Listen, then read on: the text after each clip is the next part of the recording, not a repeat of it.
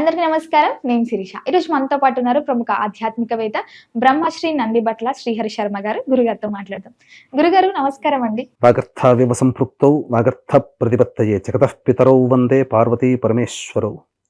ఆదిత్యాయ చ సోమాయ మంగళాయ బుధాయ చ గురుశుక్ర శనిభ్యశ్చ రాహవే కేతవే నమః.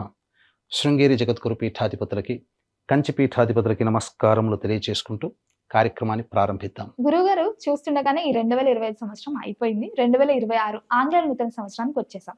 ప్రతి ఒక్కరికి ఉంటుంది మా రాశి వారికి ఎలా ఉండబోతుంది, ఎలాంటి జాగ్రత్తలు తీసుకోవాలి ఈ సంవత్సరంలోని. సో ముఖ్యంగా చూసుకుంటే కన్యా రాశి వారికి ఈ 2026 సంవత్సరం ఎలా ఉండబోతుంది అంటారండి? 2026 సంవత్సరంలో జనవరి నుంచి డిసెంబర్ వరకు కన్యా రాశిలో జన్మించినటువంటి వారికి ఏ విధంగా ఉండబోతుందో తెలుసుకునే ప్రయత్నం చేద్దాం. ముఖ్యంగా గమనించుకున్నట్లయితే ఈ సింహరాశి, మిథున రాశి, కర్కాటక రాశి వీళ్ళందరికంటే కూడా ఈ కన్యా రాశి వారికి దాదాపుగా 10 నెలల పాటు ఈ గురువు యోగించబోతున్నాడు. చాలా యోగం కదండి. అంటే మరి ఒక్క గురువు యోగిస్తే సరిపోతుందా? మిగతా గ్రహాలు కూడా అనుకూలంగా ఉండాలి కదా.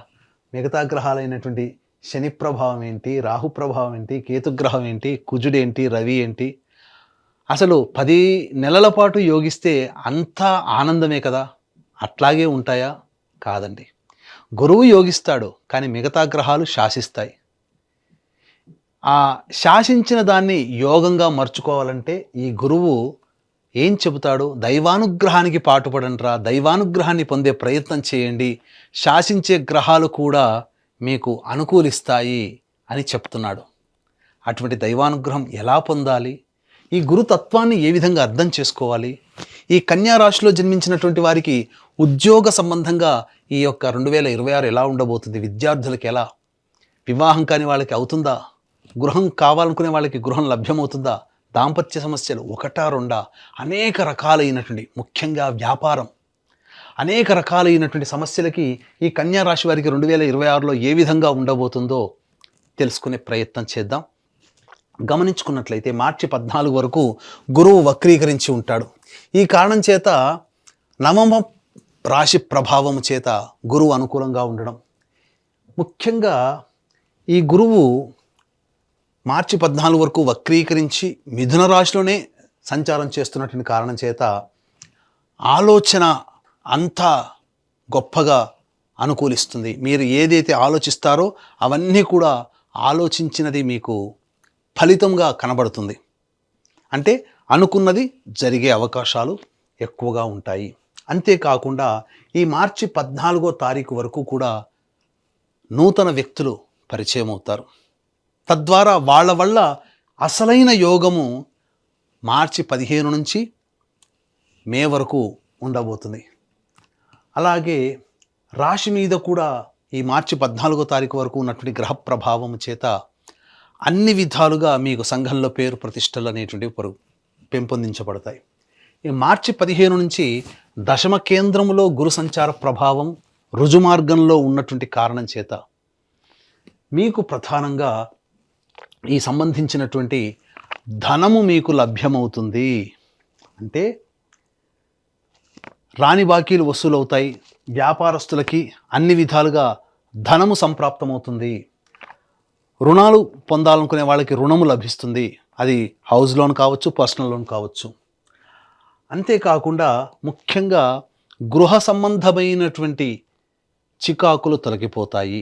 నూతన గృహాన్ని ఈ యొక్క మార్చి 15 నుంచి మే లోపల మీరు పొందే అవకాశం ఎక్కువగా గోచరమవుతుంది.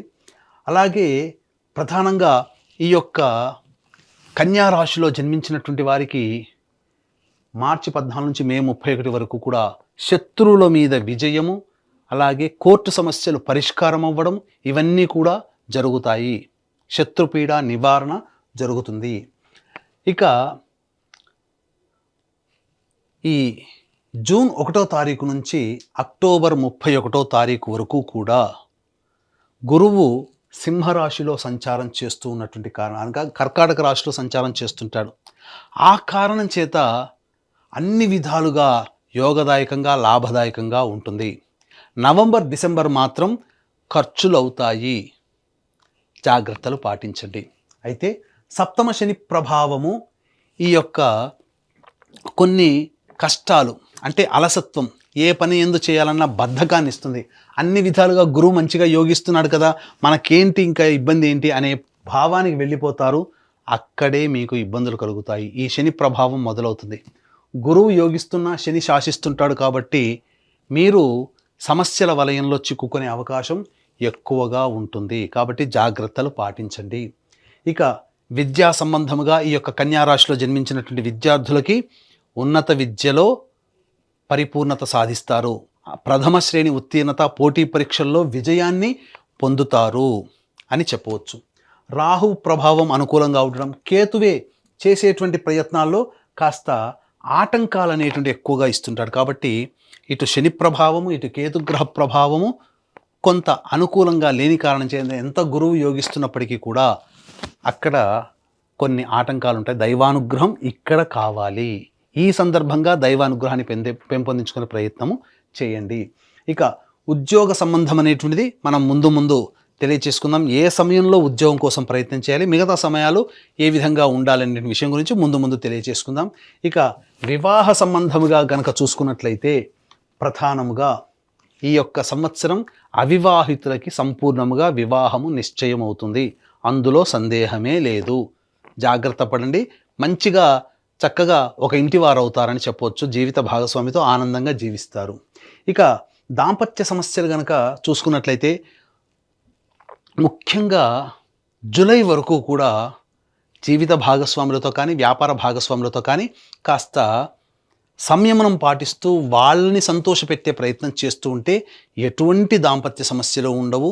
ఆల్రెడీ దాంపత్య సమస్యలతో ఇబ్బందుల్లో ఉన్నారు అనంటే ఆగస్టు నుంచి డిసెంబర్ లోపల మీరు విడిపోయిన దంపతులు కానీ దూరంగా ఉన్న దంపతులు మళ్ళీ ఒకటయ్యే అవకాశం ద్వితీయార్థంలో జూలై మంత్ తర్వాత మీకు ఉండబోతుంది. ఇక ఆరోగ్య విషయాన్ని గనక చూసుకున్నట్లయితే తరచూ అనారోగ్య సమస్యలు గురయ్యే అవకాశము ఈ యొక్క కన్యా రాశిలో జన్మించినటువంటి వారికి ఉండబోతుంది. కాబట్టి జాగ్రత్తలు పాటించండి. దైవానుగ్రహాన్ని పొందే ప్రయత్నం చేయండి.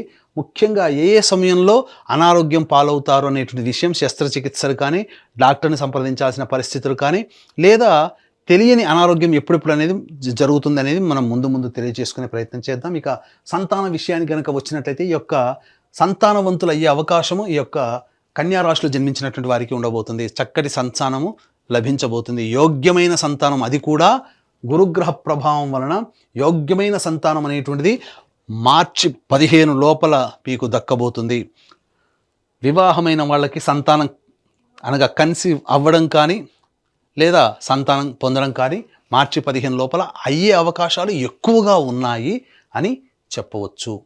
ఇక విదేశీ యానానికి సంబంధించి చూసుకున్నట్లయితే జూలై నుంచి డిసెంబర్ మధ్య కాలంలో విదేశీ యానానికి అనుకూలంగా ఉంది. విదేశీ విద్యకి కానీ విదేశీ యానానికి కానీ లేకపోతే దూర ప్రాంత ప్రయాణములు చేసే అవకాశము ఎక్కువగా ఉన్నాయి ఆ యొక్క సెకండ్ హాఫ్ ఆఫ్ ద ఇయర్లో అని చెప్పవచ్చు. ఇక ఈ యొక్క కన్యా రాశిలో జన్మించినటువంటి వారికి ప్రధానంగా వ్యాపారము అనేటువంటిది చూసుకున్నట్లయితే ముఖ్యంగా ఎఫ్ఎంసీజీ ప్రొడక్ట్సు, అలాగే సూపర్ మార్కెట్స్, జనరల్ స్టోర్సు, కళాశాలలు, విద్యాసంస్థలు నడిపేటువంటి వాళ్ళు, బంగారు వ్యాపారస్తులు, తోపుడు బండ్లు అమ్ముకునేటువంటి వాళ్ళు, పికిల్స్ వ్యాపారస్తులు, అలాగే ఈ సంబంధించినటువంటి సూపర్ మార్కెట్లో ఉన్నటువంటి వాళ్ళు, దైవపరమైన వృత్తిలో ఉన్నటువంటి వాళ్ళు, తీర్థయాత్రలు చేసేటువంటి వ్యక్తులు, పూజా స్టోర్స్ నడుపుకునేటువంటి వాళ్ళు, ఇలా సంబంధించినటువంటి టిఫిన్ సెంటర్స్ నడుపుకునేటువంటి వాళ్ళు, వీళ్ళందరికీ కూడా అద్భుతమైనటువంటి అవకాశము, వ్యాపార అభివృద్ధికి కూడా అనుకూలంగా ఉండేటువంటి సమయమని చెప్పవచ్చు. అక్టోబర్ 31వ తారీఖు వరకు మొదటి 10 నెలల పాటు కూడా ఈ యొక్క సంబంధించినటువంటి వాటికి మంచి సమయం చూసుకొని జాతక చక్రాన్ని పరిశీలింపజేసుకొని వ్యాపార విస్తరణ కానీ వ్యాపారానికి సంబంధించి కొత్త వ్యాపారం ప్రారంభించడం కానీ అనుకూలంగా ఉంటుంది. అలాగే ఈ యొక్క కన్యా రాశిలో జన్మించినటువంటి వారికి ప్రధానంగా చర్మ సంబంధము, అలాగే మట్టి, ఇసుక, ఇటుక వంటి వాటికి సంబంధించినటువంటిది, ఇనుము సంబంధించినటువంటి వ్యాపారస్తులు, గ్రౌండ్ ఆయిల్స్, ఎడిబుల్ ఆయిల్స్ వ్యాపారంలో ఉన్నటువంటి వాళ్ళు, వీళ్ళందరూ కూడా ఆగస్టు, సెప్టెంబర్, అక్టోబర్, నవంబర్ ఈ 4 నెలల్లో వీళ్ళకి మంచి అభివృద్ధి ఉంటుంది. జూలై వరకు కూడా సాధారణమైనటువంటి వ్యాపారమే మీకు గడుస్తుందని చెప్పవచ్చు. ఇక ముఖ్యంగా ఈ యొక్క కన్యా రాశిలో జన్మించినటువంటి వాళ్ళకి, కళారంగంలో ఉన్నటువంటి వాళ్ళకి అద్భుతమైనటువంటి అవకాశాలు వస్తాయి. మీకు ముఖ్యంగా మీకు పేరు తెచ్చిపెట్టేటువంటి అవకాశాలు వస్తాయి. సినిమా రంగము, సీరియల్స్, అలాగే social media, electronic and printing media రంగంలో ఉన్నటువంటి వాళ్ళకందరికీ కూడా మంచి స్థితిగతులు పొందుతాయి. ధన రాబడి ఉంటుంది, రాని బాకీలు వసూలవుతాయి అని చెప్పవచ్చు. ఈ యొక్క కన్యా రాశిలో జన్మించినటువంటి రైతులు సాధారణ పంటలు వేసుకున్న అధిక దిగుబడి కలుగుతుంది. వాణిజ్య పంటల జోలికి మాత్రం వెళ్ళబోకండి. సాధారణ శాస్త్రీయమైనటువంటి పంటల్ని వేసుకోండి. మంచి దిగుబడితో మీరు లాభాల బాటలో ఉంటారు అని చెప్పవచ్చు. ముఖ్యంగా ఈ రాశిలో జన్మించినటువంటి స్త్రీలు ముఖ్యంగా గమనించుకోవాల్సినటువంటిది, మీకు పేరు ప్రఖ్యాతులు పెరుగుతాయి, అదనపు బాధ్యతలు పెరుగుతాయి. అంతేకాకుండా మీరు ఏదైనా విద్య నేర్చుకోవాలి అనుకుంటారు కదా, ఆ విద్యని పరిపూర్ణత సాధించుకుంటారు. కళారంగంలో ఉన్నటువంటి స్త్రీలకి మంచి అవకాశాలు లభిస్తాయి. ఆఖరి నవంబర్, డిసెంబర్ నెలలు మాత్రం గడ్డు కాలంగా చెప్పవచ్చు. ఖర్చులు అధికంగా ఉంటాయి. అలాగే ఆరోగ్యం పట్ల శ్రద్ధ వహించాలి. ఎంత బాగున్నప్పటికీ కూడా ఏదో తెలియని అనారోగ్య సూచనలు మీకు ఎక్కువగా ఉంటాయి. డాక్టర్లు పరీక్షలు చేసుకుని అంతా బాగుంది అని అంటారు, కానీ శరీరం మాత్రం మీకు నిస్సత్తువగా ఉంటుంది.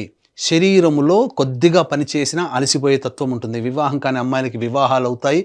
మీకు మీ యొక్క సర్వీసు ఎదుటి వాళ్ళకి వృధాగా పోతుంది తప్ప మీకు తిరిగి సహాయం చేసే వాళ్ళు ఉండరు. కాకపోతే మీకు సంఘంలో పేరు ప్రతిష్టలు పెరుగుతాయి.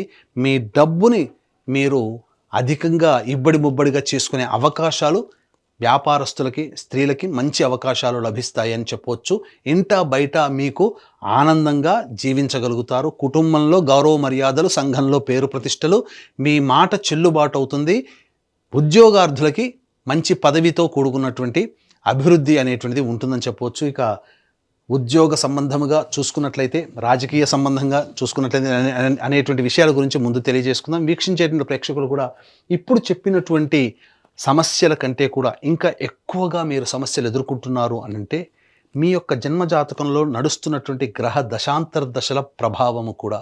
కాబట్టి దగ్గరలోని మంచి ఉపాసనా పరులైనటువంటి జ్యోతిష్యులని సంప్రదించి వారి సలహాలు, సూచనలు కనుక పాటించినట్లయితే మరింత మెరుగైనటువంటి జీవితాన్ని పొందుతారని తెలియజేయవచ్చు. అలాగే ఇంతకుముందు మొదట్లో మనం చెప్పుకున్నట్టుగా ఒక గురువు ఒక్కడే బాగుంటే మిగతా గ్రహాలు శాసిస్తాయి.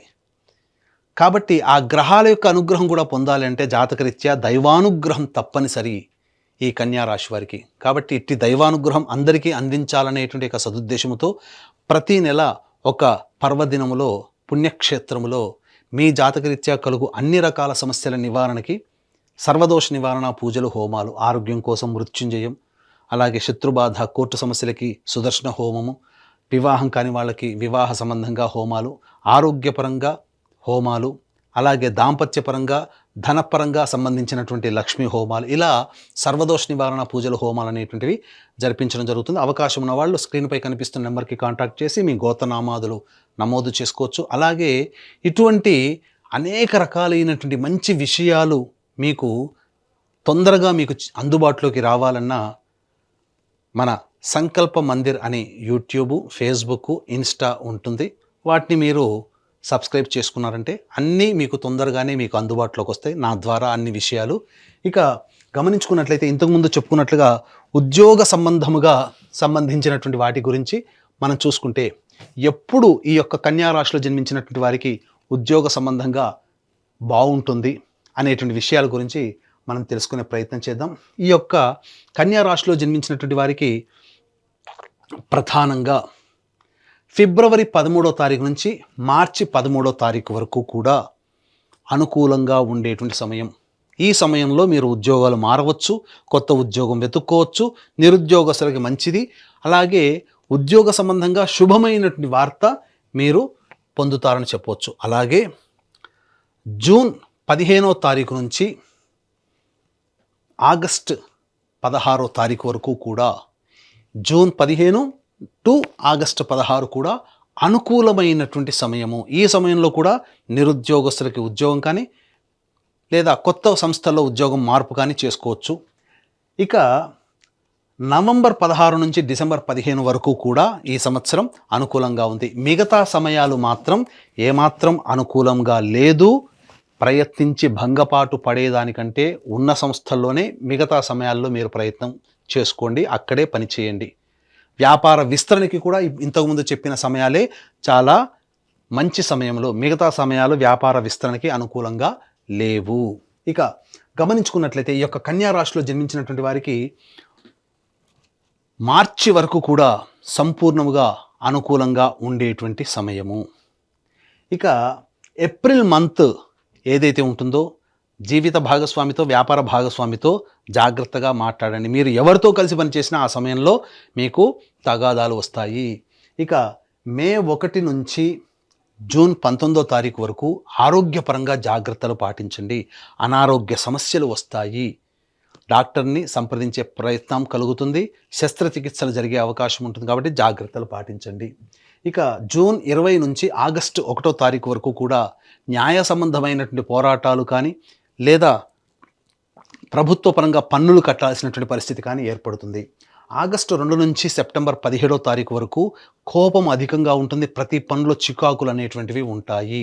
కాబట్టి కాస్త ప్రశాంతంగా ఉండే ప్రయత్నం చేయండి. సెప్టెంబర్ 18 నుంచి నవంబర్ 11వ తారీఖు వరకు కూడా అన్ని విధాలుగా శుభదాయకంగా ఉంటుంది. నవంబర్ 11 నుంచి డిసెంబర్ వరకు కూడా మీకు అనవసరంగా ఖర్చులు, వృధా ప్రయాణాలు అనేటువంటివి ఉంటాయి కాబట్టి జాగ్రత్తలు పాటించండి. ఏ తర్వాత చెప్పొచ్చేది ఏమిటంటే ఈ యొక్క కన్యా రాశిలో జన్మించినటువంటి వారికి ప్రధానంగా మంచి శుభ ఫలితాలే ఉంటాయి. దైవానుగ్రహం తప్పనిసరి. ఇట్టి దైవానుగ్రహం కోసం మీరు ప్రధానంగా ఈ సంబంధించినటువంటి ప్రతిరోజు కూడా కాలభైరవాష్టక పారాయణము, అలాగే దత్త కవచము ప్రతిరోజు రోజుకి 3 సార్లు పఠించండి. ఇవి చేసినట్లయితే సంపూర్ణంగా కన్యా రాశి వారికి పరిస్థితులన్నీ అదుపులో ఉంటాయి. లేదా ఇంకా సమస్యలు అధికంగా ఉన్నాయంటే మన పీఠం ఆధ్వర్యంలో ఎలాగో ప్రతి నెల జరిగేటువంటి సర్వదోష నివారణ పూజల హోమాల్లో సంవత్సరం పాటు జరిగేటువంటి కార్యక్రమాల్లో 1 సంవత్సరం పాటు మీరు నమోదు చేసుకోవచ్చు. గురుగారు, మొత్తం మీద ఈ 2026లో కన్యా రాశి వారికి ఎలా ఉండబోతుంది, ఎలాంటి జాగ్రత్తలు తీసుకోవాలో తెలియజేసినందుకు ధన్యవాదాలండి. ఈ వీడియో కనుక మీకు నచ్చినట్లయితే లైక్ చేయండి, షేర్ చేయండి, సబ్స్క్రైబ్ చేయండి. మీ విలువైన కామెంట్ని పొందుపరచండి. సర్వం శ్రీ ఉమామహేశ్వర పరబ్రహ్మార్పణమస్తు.